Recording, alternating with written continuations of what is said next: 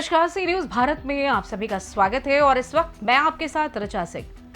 दिल्ली की सियासी धरती पर एक वक्त था जब बसपा का हाथी बिल्कुल वैसा ही मजबूत था जैसे दिल्ली के किले की दीवारें, दृढ़, सख्त और उसे हर किसी की नजरों में अपनी छाप छोड़ने की आदत थी।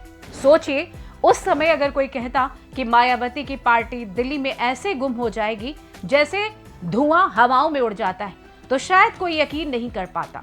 लेकिन वक्त ने ऐसी करवट ली और बसपा का हाथी दिल्ली की राजनीति से धीरे धीरे गायब हो गया, जैसे पुराने जमाने की कोई कहानी।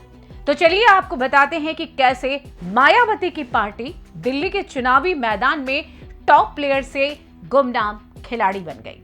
2008 दिल्ली में हाथी की पहली धमाकेदार एंट्री। 2008 में दिल्ली विधानसभा चुनाव में जब बसपा ने अपनी पूरी ताकत झोंकी तो ऐसा लगा कि दिल्ली की राजनीति में बसपा की चोटी पर चढ़ाई होने वाली है। 14.05% वोट और 2 सीटों के साथ बसपा ने हर किसी को चौंका दिया।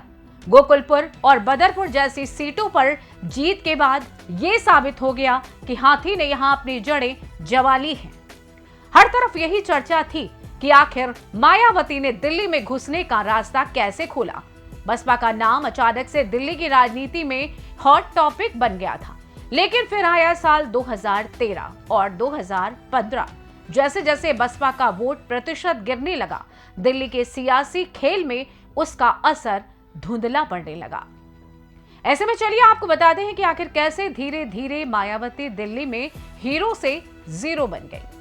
बीएसपी को 2008 में छतरपुर सीट पर 25,492 वोट मिले थे। वहीं 2020 में महज 369 वोट मिले थे। बल्ली मारान सीट पर 2020 में 167 वोट ही मिले थे। इसी सीट पर 2008 में 10,331 वोट मिले थे। 23.72% वोट के साथ तीसरे नंबर थी। गोंडा सीट पर 2008 में 2020 में चुनाव ही नहीं लड़ा। 33,830 वोट मिले थे। नरेला सीट 2008 में 821 वोट मिले। 2020 में 136 वोट ही जुटा पाए बहन जी की पार्टी के प्रत्याशी पिछले चुनाव में नई दिल्ली सीट पर। फिलहाल अब जब एक बार फिर दिल्ली में चुनाव होने जा रहा है तो ऐसे में एक सवाल जरूर उठ रहा है, क्या मायावती का हाथी दिल्ली में फिर से उभरेगा? क्या बसपा किसी किंग मेकर की भूमिका में वापसी कर सकती है? दिल्ली के राजनीतिक दृश्य में बसपा का वापसी करना इतना आसान नहीं होगा, लेकिन राजनीति में हर पल कुछ भी हो सकता है। वैसे मायावती की रणनीति की बात करें तो आने वाले दिनों में पार्टी मायावती की रैलियां आयोजित करने की योजना बना रही है। बहुजन समाज पार्टी के प्रमुख मायावती ने दिल्ली विधानसभा चुनाव में अपनी पार्टी के अकेले चुनाव लड़ने का ऐलान किया। उन्होंने ये दावा किया कि अगर ईवीएम में कोई गड़बड़ी और धांधली नहीं हुई तो बीएसपी बेहतर प्रदर्शन करेगी। पार्टी के चुनावी प्रचार का नेतृत्व उनके भतीजे आकाश आनंद कर रहे हैं, जिन्होंने चुनावी मैदान में बीएसपी के अधिकारियों का उत्साहवर्धन किया। इसके अलावा मायावती ने बीएसपी के मूवमेंट का सफरनामा भाग 20 भी जारी किया, जिसमें पार्टी की कार्य योजना और आगामी योजनाओं के बारे में विस्तार से बताया गया है।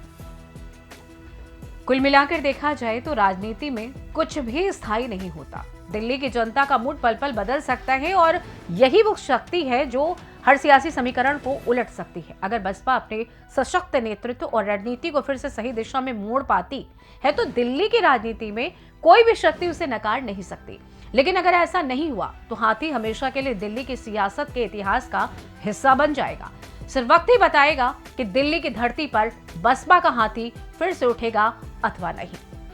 फिलहाल के लिए इस खास रिपोर्ट में बस इतना ही। देश दुनिया की तमाम बड़ी खबरों को जानने के लिए जुड़े रहिए सी न्यूज भारत के साथ। हर खबर आपके साथ, आपके हाथ।